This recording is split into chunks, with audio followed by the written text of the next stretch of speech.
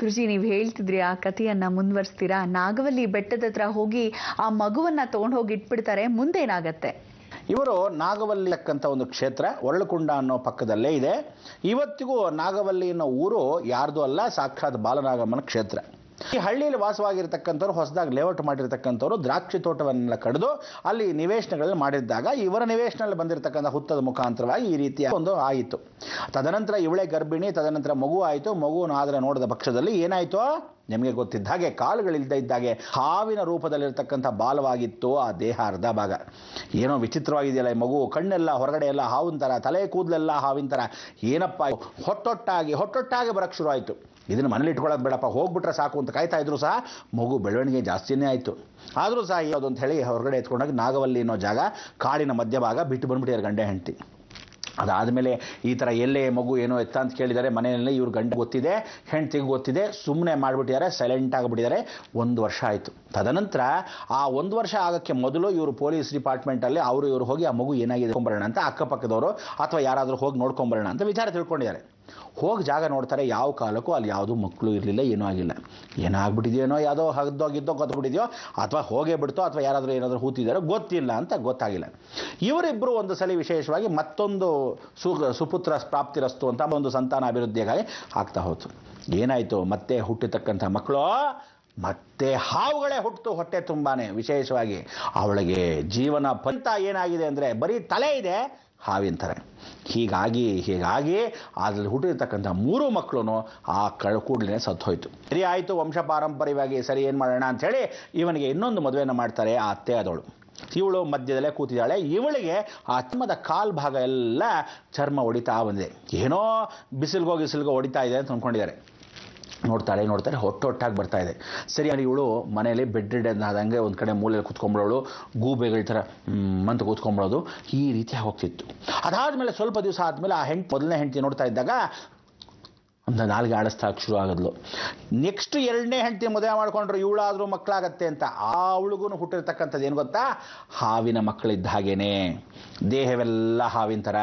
ಆ ಮಕ್ಕಳು ಅದರಲ್ಲಿ ಒಂದು ಮಗು ಚೆನ್ನಾಗಿರೋ ಹುಟ್ಟಿತು. ಸರಿ, ಚೆನ್ನಾಗಿರೋ ಮಗು ಹುಟ್ಟಿದೆ, ನಾವು ಭಾಳ ಸಂತೋಷ ಅಂದ್ಕೊಂಡು ಇದನ್ನೆಲ್ಲ ಏನು ಮಾಡಿದ್ರು, ದಹನ ಅಂದರೆ ಬೆಂಕಿಯಲ್ಲಿ ಹಳ್ಳದಲ್ಲಿ ಹಾಕಿ ಸುಟ್ಟಿದ್ದಾರೆ. ಆ ರೀತಿಯಾಗಿ ಹುಟ್ಟಿರ್ತಕ್ಕಂಥ ಮಗುನ ಚೆನ್ನಾಗಿದೆ ಅಂತ ಅಂದ್ಕೊಂಡ್ರೆ ಆ ಮಗು ದೊಡ್ಡದಾಗಿ ಬೆಳೀತು. ಯಾರನ್ನಾದರೂ ಹೋಗಿ ಕಚ್ಬಿಟ್ರೆ ಆ ಮಗು ಸತ್ತೋಗ್ತಿತ್ತು. ಯಾರನ್ನಾದರೂ ಅಕ್ಕಪಕ್ಕದ ಮೇಲೆ ತಟ್ಟೆ ಲೋಟ ಏನಾದ್ರು ತಿಂದಿದ್ರೆ ಆ ಚಪ್ಪರಿಸಿದ್ರೆ ಅವನು ಏನಾದರೂ ಅದರಲ್ಲಿ ಕುಡಿದ್ರೆ ವಿಷ. ಹೀಗಾಗಿ ಇವತ್ತಿಗೂ 8 ತಲೆಮಾರು ಜಾಗದಲ್ಲಿ ಆ ವಂಶ ನಿರ್ವಂಶ ಆಗೋದಲ್ಲದೆ ಪಕ್ಕ ಊರಿನವ್ರಿಗೆಲ್ಲರಿಗೂ ಹಾವಿನ ವಿಶೇಷವಾಗಿ ಹಬ್ತಾ ಹೋಯ್ತು. ಇವತ್ತಿಗೂ ಆ ಊರಲ್ಲಿ ಯಾರಿಗೂ ಮಕ್ಕಳುಗಳು ಸರಿಯಾಗಿ ಹುಟ್ಟಲ್ಲ, ಹಾವಿನ ಆಕಾರದಲ್ಲಿ ಹುಡ್ತಾರೆ, ಇಲ್ಲ ಚರ್ಮದ ಆಕಾರದಲ್ಲಿ. ಇವರಿಗೆಲ್ಲ ನಾಗದೋಷ ಆವರಿಸ್ಕೊಂಡ್ಬಿಡ್ತು. ಬರೀ ವಂಶಕ್ಕಲ್ಲ, ಊರೂರೇ ಆವರಿಸ್ಕೊಂತು.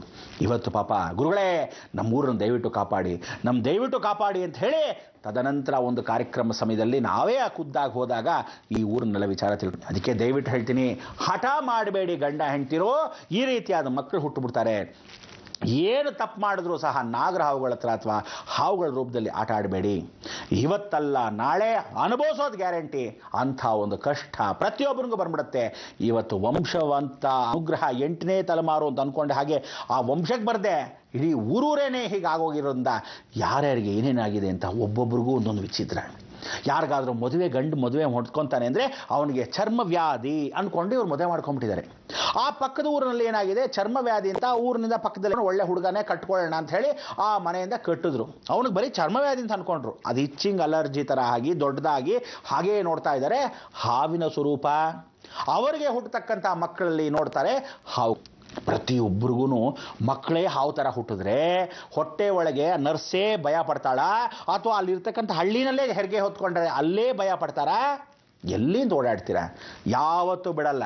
ಅದಕ್ಕೆ ಇವತ್ತು ಹೇಳ್ತೀನಿ ನೋಡಿ, ಆ ಊರಿಗೆ ಹೋಗಿ ನೋಡ್ಬೋದು ನೀವು. ಬೆಟ್ಟದ ಮೇಲೆ ನಾಗಲಿ ಅಂತ ಹೀಗೆ ದೊಡ್ಡ ಬೆಟ್ಟ ಇದೆ, ಕಣ್ಣುಗಳು 2 ಆ ಬೆಟ್ಟಕ್ಕೆ ಇದೆ. ಒಂದು ಬೆಟ್ಟದಲ್ಲಿ ಸುಮಾರು 500 ಜನ ಒಳಗೆ ಹೋಗಿ ಕೂತ್ಕೋಬೋದು. ಅದರಲ್ಲಿ ಸಾಕ್ಷಾತ್ ರಂಗನಾಥ ಸ್ವಾಮಿ ವಿಗ್ರಹ ಇದೆ. ಎಡಭಾಗದಲ್ಲಿ ಹೋಗಿ ಒಂದು ರಂಧ್ರ ಇದೆ, ಒಳಭಾಗದಲ್ಲಿ ಹೋಗಿದ್ರೆ ಗುಹೆ ಇದ್ದಾಗಿದೆ. ಅಲ್ಲಿ ಒಳಗೆ ಹೋದರೆ ಈಶ್ವರನ ಲಿಂಗ ಇದೆ. ಈ ನಾಗವಲ್ಲಿ ವಿಶೇಷವಾಗಿರ್ತಕ್ಕಂಥದ್ದು ಸಾಕ್ಷಾತ್ ಪಂಚಪಾಂಡವರು ಕೂಡ ಬಂದು ಹೋಗಿದ್ದ ಜಾಗ. ಆ ಜಾಗದಲ್ಲಿ ಇವನ್ ಲೇಔಟ್ ಮಾಡಿರೋ ಜಾಗ ಇನ್ನೇನೂ ಅಲ್ಲ, ನಾಗಲೋಕ ಇದ್ದ ಹಾಗೆ.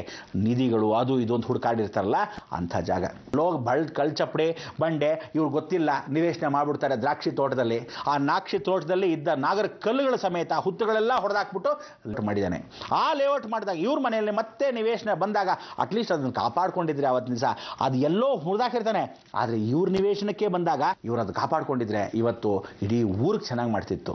ಆದರೆ ಊರೂರೇ ಸರ್ವನಾಶ ಆಗಿತ್ತು. ಇದು ಸತ್ಯ ಸತ್ಯ ಸತ್ಯ. ಅದಕ್ಕೋಸ್ಕರ ದಯವಿಟ್ಟು ವೀಕ್ಷಕರೇ, ಹಾವತ್ರ ಆಗಲಿ, ರಾಹು ದೋಷಗಳೆಲ್ಲದಾಗಲಿ, ಕೇತು ದೋಷಗಳಾಗಲಿ ಆಟ ಆಡಬೇಡಿ. ಜನ್ಮದಲ್ಲಿ ವಂಶ ಪಾರಂಪರ್ಯ ಅಲ್ಲದೆ ಊರೂರಿಗೂ ಹರಡುತ್ತೆ ಈ ಪ್ರತಿಯೊಂದು ದೋಷಗಳು. ಇದಕ್ಕೆ ನೀವುಗಳು ಪರಸ್ಪರವಾಗಿ ಪ್ರತಿಯೊಬ್ಬ ಮನುಷ್ಯ ಗಂಡನಾಗಲಿ ಹೆಂಡತಿ ಆಗಲಿ ಗಲಾಟೆಗಳು ಮಾಡಿಕೊಂಡು ಈ ರೀತಿ ಇದ್ದರೆ ದಯವಿಟ್ಟು ಇದನ್ನು ಬಿಟ್ಟು ಬಿಸಾಕಿ ಇನ್ನೊಂದು ನಿವೇಶನೆ ತೊಗೊಳಕ್ಕೆ ಹೋಗುವಾಗಲೇ ಯೋಚನೆ ಮಾಡಿ ತೊಗೊಳ್ಳಿ. ಇಲ್ಲದೇ ನಾನು ಮೊದಲೇ ಹೇಳಿದ್ದೀನಿ, ನದಿ ಹತ್ರ, ಕೆರೆ ಹತ್ರ, ಒಣಗಿಸಿರೋ ಜಾಗ ಅಥವಾ ತೋಟಗಳನ್ನ ಮುರಿದಾಕಿರೋ ಜಾಗದಲ್ಲಿ ಅಥವಾ ಹುತ್ತುಗಳನ್ನ ಹೊಡೆದಾಕಿರೋ ಜಾಗದಲ್ಲಿ ನಿವೇಶನಗಳು ಯಾರು ಮಾಡಿದಾರೋ ಅಲ್ಲಿ ಜಾಗದಲ್ಲಿ ಖಂಡಿತ ತಗೋಬೇಡಿ. ಸರ್ವೆ ಮರಗಳು ಎಲ್ಲೆಲ್ಲಿ ಹಾಕಿರ್ತಾರೋ ಆ ಮರಗಳೆಲ್ಲ ಹೊಡೆದಾಕ್ಬಿಟ್ಟು ಆ ಜಾಗದಲ್ಲಿ ಇವ್ರ ಹುತ್ತವನ್ನು ಗೊತ್ತಿಲ್ಲದೆ ಹುತ್ತಗಳು ಸಾಕಷ್ಟು ಬೆಳೀತಾರೆ ಜಾಗ. ಯಾವತ್ತೂ ಸರ್ವೆ ಮರ ತಿಳ್ಕೊಳ್ಳಿ, ಒಂದೇ ಒಂದು ಅರ್ಥ ತಗೋಬೇಕು, ನಿಜವಾದ ಸತ್ಯ ಘಟನೆ ಇದು. ಸೈಂಟಿಫಿಕಲ್ಲೂ ಅಷ್ಟೇ ಪ್ರೂವ್ ಆಗಿರ್ತಕ್ಕಂಥ ವಿಚಾರ ಏನು ಅಂದರೆ, ಒಳಭಾಗದಲ್ಲಿ ನೀರನ್ನು ಕುಡಿದು ಬಿಡುತ್ತೆ ಸರ್ವೆ ಮರಗಳು. ಹೌದಾ? ಆ ನೀರನ್ನು ಕುಡಿದು ಬಿಟ್ಟಿದ್ದ ಒಳಗೆಲ್ಲ ಟೊಳ್ಳಾಗತ್ತೆ. ಇಡೀ ಭೂಮಿ ಸುತ್ತಮುತ್ತಲು 1.5 ಕಿಲೋಮೀಟರ್ 2 ಕಿಲೋಮೀಟರ್ ಉದ್ದ ಏನಾಗಿದೆ ಆ ಜಾಗದಲ್ಲಿ ನೀರೇ ಸಿಗಲ್ಲ. ಅಂಥ ಜಾಗಗಳಲ್ಲಿ ಈ ಮಣ್ಣು ಹುಳಗಳು ಹೆಚ್ಚಾಗಿ ವಾಸ ಮಾಡುತ್ತೆ. ಆ ಬೋರಾಗಿ ಕಟ್ಕೊಳ್ಳೋಕ್ಕೆ ಅವಕಾಶಗಳಾಗುತ್ತೆ. ಹುತ್ತಗಳು ಜಾಸ್ತಿ ಎತ್ತರವಾಗಿ ಪಕ್ಕದಲ್ಲಿ ಶುರುವಾಗುತ್ತೆ. ಅಂಥ ಜಾಗದಲ್ಲಿ ಹಾವುಗಳು ಯಾಕೆ ನಿವೇಶನ ಮಾಡುತ್ತೆ ಅಂದರೆ, ನೀರಿಲ್ಲದ ಜಾಗದಲ್ಲಿ ಅದು ಇದ್ದಾಗ ಹೋಗಿ ಬರೋಕ್ಕೆ ಒಂದು ತೊರೆ ಅಂತ ಪಕ್ಕದಲ್ಲಿ ಇದ್ದಾಗ ಅದು ವಿಶೇಷ. ಎಲೆಗಳು ಜಾಸ್ತಿ ಬೀಳುತ್ತೆ. ಎಲೆಗಳೆಲ್ಲ ಅದು ಮರಿ ಹಾಕಕ್ಕೆ ಬಹಳ ವಿಶೇಷವಾಗಿ ಸಂತೋಷವಾದ ಜಾಗನೇ ಆ ಹಾವುಗಳಿಗೆ. ಅದಕ್ಕೆ ಕೆಲವೊಂದು ಹಾವುಗಳು ಕೆಲವೊಂದು ಜಾಗದಲ್ಲಿ ಹೀಗೆ ಬೆಳೆಯುತ್ತೆ. ಅಂಥ ಜಾಗ ನಿವೇಶನ ನೀವು ತಗೊಂಡ್ರೆ ಎಲ್ಲವೂ ವಿಶೇಷವಾಗಿ ಪ್ರತಿಯೊಬ್ಬ ಮನುಷ್ಯ ಅನುಭವಿಸೋದು ಗ್ಯಾರಂಟಿ.